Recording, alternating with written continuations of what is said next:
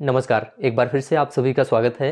दोस्तों, आज का वीडियो आपके यूपी टेट एग्जाम के लिए काफ़ी ज़्यादा इंपॉर्टेंट है, क्योंकि इस वीडियो में आज हम बाल विकास के 30 महत्वपूर्ण प्रश्न देखेंगे जो कि प्रीवियस ईयर में पूछे जा चुके हैं। तो दोस्तों, यह बाल विकास का प्रीवियस ईयर का पेपर है 2020 का, और जूनियर स्तर का पेपर है। दोस्तों, आपको इसको ध्यान से देखना है। यह प्राइमरी लेवल के लिए भी इंपॉर्टेंट है और जूनियर लेवल के लिए भी इंपॉर्टेंट है, क्योंकि दोनों में बाल विकास पूछा जाता है। तो एक एक प्रश्न को आपको अच्छे से देखना है, उन्हें समझना है और उन्हें तैयार करना है अच्छे से, ताकि एग्जाम में इस तरह के प्रश्न आ जाएं तो आप उन्हें कभी गलत ना करें। पहला प्रश्न है दोस्तों आपके सामने, ध्यान से इसे देखिए और इन्हें सॉल्व करिए। निम्नलिखित में से कौन सा समस्या समाधान में बाधक नहीं है? सभी प्रश्नों का दोस्तों उत्तर बताइए, लास्ट में पूरा स्कोर भी बताइएगा कि 30 में आपका कितना सही हो रहा है। ठीक है, निम्नलिखित में से कौन समस्या समाधान में बाधक नहीं है, आपको यह बताना है। सूझ, भग्नाशा, चिंता, नकारात्मक मानसिक वृत्ति।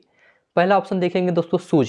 अगर आप कोई काम, कोई समस्या है, उसे अगर आप सूझबूझ ढंग से करते हैं तो उस समस्या का समाधान कर सकते हैं। ठीक है, तो सूझ जो है यह समस्या समाधान में बाधक नहीं हो सकता, यह समस्या के समाधान में सहायक हो सकता है। ठीक है, समस्या समाधान में सूझ क्या है? सहायक का काम करेगा या बाधक का काम नहीं करेगा। तो इसका मतलब यहाँ पे यही ऑप्शन सही है, क्योंकि यहाँ पे पूछा है कि कौन सा बाधक नहीं है, तो सूझ ये जो है बाधक नहीं है, यह समस्या समाधान में सहायक है। दूसरा ऑप्शन समझते हैं। दूसरा ऑप्शन क्या दिया है दोस्तों? भग्नाशा दिया है दूसरा ऑप्शन। तो दूसरा जो भग्नाशा दिया है, भग्नाशा का मतलब होता है फ्रस्ट्रेशन। अगर किसी व्यक्ति के अंदर फ्रस्ट्रेशन है तो वह अपना समस्या का समाधान नहीं कर सकता है, या किसी भी समस्या का समाधान करने में वह बाधक महसूस करेगा, क्योंकि उसके अंदर फ्रस्ट्रेशन रहेगा, भग्नाशा रहेगा। तो ठीक है, चिंता की बात करते हैं दोस्तों। अगर व्यक्ति चिंतित है, चिंता करता है, तब भी वह समस्या का समाधान नहीं कर सकता है। चिंता भी समस्या समाधान में बाधक हो सकती है। चौथा है नकारात्मक मानसिक वृत्ति। देखिए दोस्तों, अगर निगेटिव मेंटल सेट है, अगर निगेटिव मेंटल सेट है किसी व्यक्ति में, तब भी वह समस्या का समाधान करने में सक्षम नहीं हो सकता है। तो नकारात्मक मानसिक वृत्ति जो होती है, यह भी समस्या समाधान में बाधक हो सकता है। चिंता भी हो सकता है, भग्नाशा भी हो सकता है, लेकिन सूझ समस्या समाधान में बाधक नहीं है, और यही आपको बताना था। तो इस तरह से दोस्तों आपका ए ऑप्शन सही हो गया। ध्यान से ऐसे ही प्रश्नों को समझिए और तैयार करिए, आने वाले एग्जाम में आप बहुत अच्छा स्कोर कर पाएंगे। तो ध्यान से इस वीडियो को देखिएगा, बहुत अच्छे से समझ में आएगा। निम्न में से कौन सा एक संवेग है, आपको यह बताना है। उद्दीपक, स्मृति, आमोद और ध्यान। देखिए दोस्तों, उद्दीपक जो होता है, उद्दीपक का मतलब होता है मनोभाव को उत्तेजित करने वाला, आपका उद्दीपक कहा जाता है। उद्दीपक किसे कहते हैं? मनोभाव को उत्तेजित करने को उद्दीपक बोला जाता है। और स्मृति आपका दोस्तों यह जो है स्मरण शक्ति से संबंधित है, यह भी ध्यान रखना। आमोद की बात करें दोस्तों, आमोद जो है यह एक प्रकार का संवेग होता है, और आमोद का मतलब होता है मनोरंजन। क्या होता है? मनोरंजन होता है। तो मनोरंजन या आमोद आपका एक प्रकार का क्या है? संवेग है। यही आपको बताना था कि इसमें संवेग क्या है, आमोद आपका एक प्रकार का संवेग है। ध्यान से सभी प्रश्नों को देखिए, अच्छे प्रश्न हैं, आपको अच्छे से समझ में आएगा और उनका उत्तर देने का प्रयास जरूर करिएगा। FIACS के साथ मूल रूप से कौन संबंधित है? Herbert, lipid, Flanders, Morrison. आपका सही जवाब होगा दोस्तों फ्लैंडर। FIACS के साथ मूल रूप से फ्लैंडर संबंधित है। FIACS की अगर बात करें दोस्तों, तो F का मतलब क्या होता है? F का मतलब फ्लैंडर्स। पूरा आप लिख लेते हैं पहले, FI और क्या है? A और CS। इसका फुल फॉर्म जो होता है दोस्तों, क्या होता है? Flanders interaction analysis category system. क्या होता है? फिर से सुनिए, Flanders interaction analysis category system. ठीक है, यह दोस्तों सहभागिता विश्लेषण जो है, यह मुख्य रूप से शिक्षक के या शिक्षण के जो है प्रभावकारी प्रतिरूप का विश्लेषण करने के साथ संबंध रखता है। ठीक है, किससे संबंध रखता है आपको इसे जानना चाहिए। यह जो है शिक्षक के प्रभावकारी प्रतिरूप का विश्लेषण करने के साथ संबंध रखता है, इसको आप लोगों को जरूर ध्यान रखना चाहिए। निम्न कथनों में से कौन सा प्रश्न कौशल के लिए सही नहीं है, आपको यह बताना है। प्रश्न पूछने में उत्साहवर्धक तरीकों का प्रयोग करना, यह तो बिल्कुल सही है, उत्साहवर्धक तरीकों का प्रयोग करना चाहिए। प्रश्नों को प्रोत्साहन देना, प्रोत्साहन अगर देंगे प्रश्न पूछते समय तो बच्चों में उत्सुकता बनी रहेगी, प्रश्नों का उत्तर देने के लिए वह उत्सुक रहेंगे। हाँ अथवा ना उत्तर वाले प्रश्नों की संख्या बढ़ाना। आप अगर केवल हाँ और ना वाले उत्तर वाले प्रश्नों की संख्या बढ़ा देंगे तो यह प्रश्न कौशल के लिए बिल्कुल सही नहीं है। इसमें बच्चे सोच समझ नहीं पाएंगे, अपना दिमाग जो है उसका इस्तेमाल नहीं कर पाएंगे, इसलिए आपका यह जो है प्रश्न कौशल की सही नहीं है। तो तीसरा ऑप्शन ही आपका इसमें राइट हो जाएगा। नेक्स्ट देखेंगे, निम्न में से कौन सा व्यक्तित्व मापन की प्रक्षेपी तकनीक है? दोस्तों इसको ध्यान से देखिए, साक्षात्कार, प्रासंगिक अंतर्बोध परीक्षण, निर्धारण मापनी या अवलोकन। आपका जवाब होगा दोस्तों इसमें व्यक्तित्व मापन की जो प्रक्षेपी तकनीक है वह है प्रासंगिक अंतर्बोध परीक्षण। ठीक है, प्रासंगिक अंतर्बोध परीक्षण जिसे हम TAT के नाम से भी दोस्तों जानते हैं, यह जो है व्यक्तित्व मापन की एक प्रक्षेपी तकनीक है, इसे ध्यान से समझ लीजिए। तो TAT आपको यहाँ पे लिख दे रहे हैं, TAT यह जो है प्रासंगिक अंतर्बोध परीक्षण से संबंधित है। TAT का फुल फॉर्म की बात करें तो थीमेटिक अपरसेप्शन टेस्ट इसे बोला जाता है। क्या बोला जाता है? Thematic apperception test. ठीक है, प्रासंगिक अंतर्बोध परीक्षण। इसमें थोड़ा सा और आप लोग जान लीजिए दोस्तों, इसका जो TAT है इसमें कभी कभी पूछता है कि इसका निर्माण किसने किया था, तो आपका जवाब होगा मॉर्गन एवं मूरे ने किया था। किसने किया था? मॉर्गन एवं मूरे ने 1935 में TAT परीक्षण का निर्माण किया था। आपसे कभी कभी यह पूछ लेता है कि इसमें जो है कितने कार्डों का प्रयोग किया जाता है TAT में, तो आपका जवाब होगा कुल 31 कार्डों का प्रयोग किया जाता है।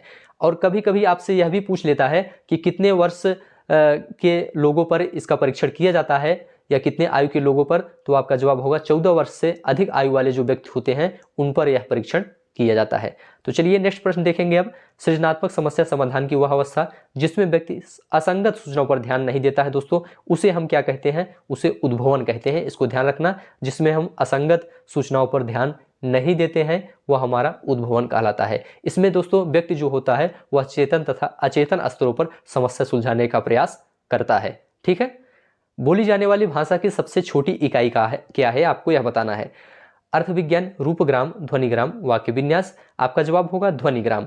बोली जाने वाली भाषा की सबसे छोटी इकाई अगर आपसे पूछेगा तो आपका जवाब होगा ध्वनिग्राम सबसे छोटी है। निम्न में से किस प्रश्न द्वारा सृजनात्मक चिंतन को सर्वाधिक अच्छे ढंग से अनुमानित किया जा सकता है? आपको यह बताना है। इसे कौन बता सकता है? सही उत्तर बताएं। क्या आप इसका उत्तर बता सकते हैं? इसे कितने भिन्न तरीकों से हल किया जा सकता है? तो आपका सही जवाब होगा चौथा ऑप्शन, इसे कितने भिन्न तरीकों से हल किया जा सकता है। यह जो है सृजनात्मक चिंतन को सबसे अच्छे ढंग से अनुमानित करता है, क्योंकि भिन्न तरीकों से अगर किसी चीज को हल किया जाता है तो उसमें भिन्न तरीकों से बालक सोचेगा, समझेगा, उसकी बुद्धि का विकास होगा। ठीक है, तो चौथा ऑप्शन आपका इसमें सही है। अब नेक्स्ट है, ध्यान से देखिए, सभी प्रश्न है सूक्ष्म शिक्षण है, आपको बताना है। सभी प्रश्न इंपॉर्टेंट है, ध्यान से देखिए दोस्तों। सूक्ष्म शिक्षण क्या है? क्या यह मूल्यांकन शिक्षण है या वास्तविक शिक्षण है या अवश्रेणीय शिक्षण है या प्रभावशाली शिक्षण है? तो आपको इसमें बताना है आपका सही जवाब क्या होगा।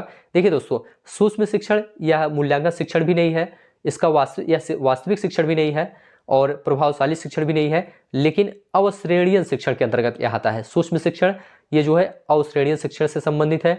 अवश्रेणीय शिक्षण को दोस्तों हम स्केल्ड डाउन टीचिंग के नाम से जानते हैं, इसे भी आप लोग जानते रहिए। सभी प्रश्न इंपॉर्टेंट हैं, ध्यान से आप लोग देख लीजिए। यहाँ पे आपको मिलान करना है दोस्तों। हल की बात करते हैं तो हल ये जो है किससे संबंधित है, इन्होंने कौन सा सिद्धांत दिया था? अगर आपसे यह पूछे तो आपका जवाब होगा प्रणोद अवकलन का सिद्धांत जो है हल ने दिया था। दूसरा है मैकडूगल। मैकडूगल ने दोस्तों कौन सा सिद्धांत दिया था? तो मूल प्रवृत्ति का सिद्धांत दिया था। और फ्रायड की बात करें, अगर आपसे पूछे कि फ्रायड ने कौन सा सिद्धांत दिया था, आपका जवाब होगा मनोविश्लेषणात्मक सिद्धांत दिया था। मैस्लो की बात करें, यह इंपॉर्टेंट भी है, ये सभी इंपॉर्टेंट है दोस्तों। मैस्लो ने कौन सा सिद्धांत दिया था? तो मैस्लो ने आवश्यकता का सिद्धांत दिया था। ध्यान से आप वीडियो को देखिए। वीडियो अच्छा लग रहा हो तो चैनल को सब्सक्राइब करिए और कमेंट में लिखकर बताइए कि यह वीडियो आपको कैसा लग रहा है। ठीक है, नेक्स्ट है, निम्नलिखित में से कौन सा अभिक्रमित अनुदेशन का सिद्धांत नहीं है? देखेंगे, पहला है अभ्यास का सिद्धांत, छोटे छोटे पदों का सिद्धांत, सक्रिय अनुक्रिया का सिद्धांत, पुनर्वलन का सिद्धांत। यहाँ पे आप देखेंगे दोस्तों, जो अभ्यास का सिद्धांत है यह अभिक्रमित अनुदेशन के सिद्धांत से संबंधित नहीं है। अभ्यास के सिद्धांत की बात करें तो थॉर्नडाइक ने 3 मुख्य नियम सीखने का दिया था। पहला तत्परता का नियम, दूसरा अभ्यास का नियम और तीसरा प्रभाव का नियम। ठीक है, अभ्यास का नियम दिया था, प्रभाव का नियम दिया था और तत्परता का नियम, ये मुख्य नियम दिए थे। तो यह जो है अभिक्रमित अनुदेशन के सिद्धांत से संबंधित नहीं है। नेक्स्ट प्रश्न है, थॉर्नडाइक के उद्दीपक अनुक्रिया सिद्धांत एसआर थ्योरी में सीखने की प्रक्रिया में क्या महत्वपूर्ण नहीं है? क्रिया प्रसूत व्यवहार, अंतर्नोद, अभिप्रेरक, उद्दीपक। देखिए दोस्तों, अंतर्नोद, अभिप्रेरक और उद्दीपक, ये तीनों उद्दीपक अनुक्रिया सिद्धांत से संबंधित है, लेकिन आपका जो क्रिया प्रसूत व्यवहार है यह जो है उद्दीपक अनुक्रिया सिद्धांत से बिल्कुल भी संबंधित नहीं है। ठीक है, स्किनर से संबंधित है क्रिया प्रसूत का व्यवहार। नेक्स्ट है, निम्नलिखित में से किस प्रकार के अधिगम को गेने ने अपनी अधिगम सोपानकी में सर्वाधिक निम्न स्थान पर रखा है? तो आपका जवाब क्या होगा? प्रत्यय अधिगम, शाब्दिक अधिगम, संकेत अधिगम, श्रृंखला अधिगम। यह इंपॉर्टेंट प्रश्न है दोस्तों, सुपर टेट में भी कई बार यह पूछा जा चुका है, इसलिए ध्यान से इसे देखिए। संकेत अधिगम आपका इसमें राइट हो जाएगा दोस्तों। सबसे निम्न स्थान पर किसे रखा था? गैने ने संकेत अधिगम को जो है सबसे निम्न स्थान पर रखा था। ध्यान रखना, अधिगम को गैने ने 8 भागों में विभाजित किया था, या कह सकते हैं कि अष्ट स्तरीय अवधारणा गैने ने दिया था। कौन दिया था? पहला इन्होंने बताया था संकेत अधिगम, दूसरा बताया था उद्दीपन अनुक्रिया अधिगम, तीसरा सरल श्रृंखला अधिगम, चौथा शाब्दिक साहचर्य अधिगम, पांचवा विभेदीकरण अधिगम, छठा संप्रत्यय अधिगम और सातवां नियम अधिगम और आठवां समस्या समाधान अधिगम। इसी आठों में से हर बार प्रश्न पूछ लेता है, और जो आठों पॉइंट को नहीं तैयार किए रहते हैं वो यहाँ पे कंफ्यूज हो जाते हैं, इसलिए आपको आठों को याद करना जरूरी है। इसे याद कर लेंगे तो सुपर टेट में जरूर काम आएगा और यूपी टेट के लिए भी काम आएगा। शिक्षण के दौरान आवाज में उतार चढ़ाव क्या है, आपको यह बताना है। उद्दीपन परिवर्तन कौशल, प्रस्तावना कौशल, पुनर्बलन कौशल, समापन कौशल। देखिए दोस्तों, शिक्षण के दौरान आवाज में उतार चढ़ाव यह जो है उद्दीपन परिवर्तन कौशल का उदाहरण है। तो ध्यान से एक एक प्रश्न आप सभी लोग देखिए, ठीक है। समय आपके पास कम है, मुझे पता है, क्योंकि एग्जाम नजदीक है, तो ध्यान से आप लोग जल्दी जल्दी इसको देखिए और कमेंट में उत्तर बताने का प्रयास करिए। निम्न में से कौन सा संप्रेषण प्रक्रिया का तत्व नहीं है? माध्यम, अंतःक्रिया, प्रतिपुष्टि। यह तो संप्रेषण प्रक्रिया के तत्व हैं दोस्तों, लेकिन पुनर्बलन या संप्रेषण प्रक्रिया से संबंधित नहीं है। मंदित मना बालकों की शिक्षा हेतु कौन सा उपागम उपयुक्त कहा जा सकता है? आपको बताना है। वैयक्तिक अनुदेशन, त्वरण उपागम, संवर्धन उपागम या उच्च स्तरीय पाठचर्या। आपका जवाब होगा वैयक्तिक अनुदेशन। जो मंदित मना बालक होते हैं दोस्तों, उनके लिए वैयक्तिक अनुदेशन की आवश्यकता होती है, क्योंकि वैयक्तिक अनुदेशन में उन्हें जो है विशेष देखभाल की आवश्यकता होती है, तो इसलिए आपका वैयक्तिक अनुदेशन आपका सही होगा इसमें। निम्न में से कौन सा कथन सत्य नहीं है? सीखना व्यवहार परिवर्तन की एक प्रक्रिया है, यह तो बिल्कुल सही है। वृद्धि एक जैविक प्रक्रिया है दोस्तों, यह भी आपका बिल्कुल सही है। विकास एक मात्रात्मक प्रक्रिया है, यह आपका गलत ऑप्शन है दोस्तों। विकास एक मात्रात्मक प्रक्रिया है, यह गलत ऑप्शन क्यों है? क्योंकि दोस्तों विकास जो है वह क्या है? वह मात्रात्मक और गुणात्मक दोनों होता है। तो यहाँ पे केवल मात्रात्मक लिखा है, इसलिए आपका यह सत्य नहीं है, और यही आपको बताना था कि सत्य कौन सा इसमें नहीं है। क्षेत्र विशेष में बालक की विशिष्ट योग्यता तथा विशिष्ट क्षमता को क्या कहते हैं?